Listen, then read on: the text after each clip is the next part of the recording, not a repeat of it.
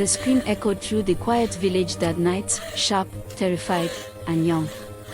By the time the neighbors reached the backyard, they found a little boy lying at the bottom of a pit, his small arm bent the wrong way, tears and dust staining his face. Standing above him was Joy, her face pale, her hands trembling, her lips whispering something no one could hear. Everyone thought it was an accident. But deep inside Joy's heart, she knew the truth. She had just done something unforgivable. That night would change her life forever. Because what she didn't know was that this same child, broken, innocent, and crying for help, would one day be the reason she'd cry for mercy too. Joy and David were the kind of couple people envied, handsome, successful, deeply in love. Their wedding was the talk of the town. Their laughter filled the house, their dreams intertwined like vines on a tree. But as the years passed, laughter slowly gave way to silence. 10 years of marriage, and still no child.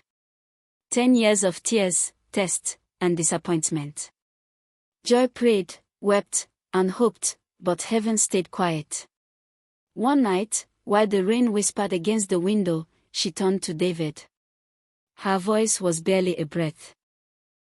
Maybe you should marry another woman. Maybe God will bless her with a child for us. Don't say that again. You're my wife, my only wife. I married you because I love you, not because of children. Tears streamed down her cheeks, but something inside her had already cracked. A few months later, despite David's resistance, Joy brought home a young, humble woman. Sir, I only wish to bring joy into your home. This wasn't my idea. David struggled for months, but eventually, under pressure and guilt, he agreed to take Faith as a second wife. A year later, Faith gave birth to a baby boy, Samuel. His cry filled the house like music. David wept with joy as he held his newborn son, his hands shaking with gratitude. He kissed Faith's forehead, whispered prayers of thanks, and laughed like a man reborn. But in the corner of the room stood Joy, smiling faintly, her heart bleeding behind that smile. It should have been me, she thought. It should have been my child. Days turned to months. Samuel grew stronger, brighter, and more beautiful. David adored him. He carried him on his shoulders, taught him to say Papa, and spent hours playing with him. Faith glowed with pride. Joy, meanwhile, faded into silence. She loved the child, but hated the reminder of what she could never have. One afternoon, David and Faith traveled out of town for a family event, leaving Samuel, now 5 years old, with Joy. He was a lively child, running through the garden, chasing butterflies. Joy sat watching him, her face unreadable. Then he ran near the old pit behind the house, a pit that had been covered with wooden planks. He laughed, shouting, "Mama Joy! Look at me." Something inside her snapped. All the years of pain, jealousy, and loss boiled over. Before she could think, before she could breathe, her hand reached out and pushed. The boy's scream tore through the air as he fell. "Mama Joy! Help me!" Her heart froze.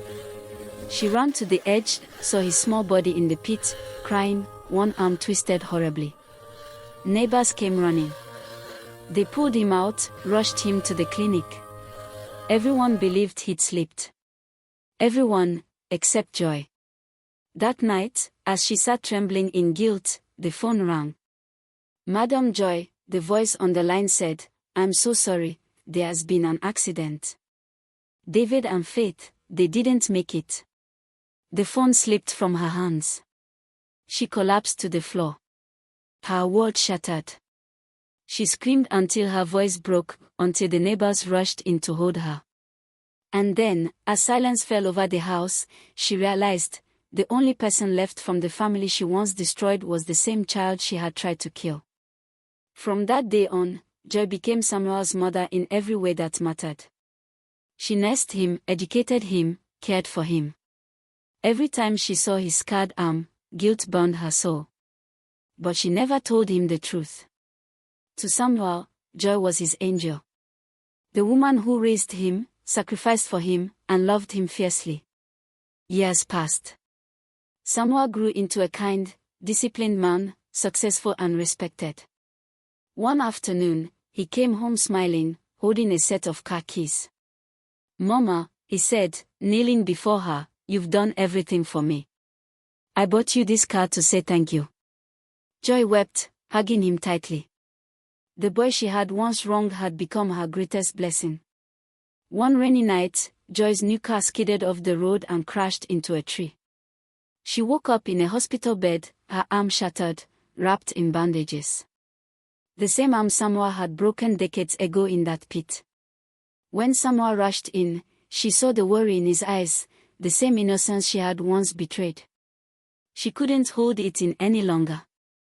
"Samuel," she whispered, "I have to tell you something." "What is it, Mama?" "You're scaring me. You're not my biological son." He froze. Joy sobbed as she confessed everything: the childlessness, the jealousy, the push, the accident, and her years of silent guilt. When she finished, the room fell into a heavy silence. Samuel stood still, tears filling his eyes. "So, all my life," he said slowly, "I've loved the woman who tried to kill me."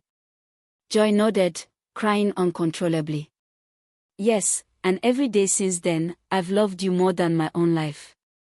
Please, forgive me." Samuel's chest rose and fell, pain twisting his face. But then, he reached for her hand gently. "Mama, I forgive you." He looked at her bandaged arm and whispered, his voice trembling.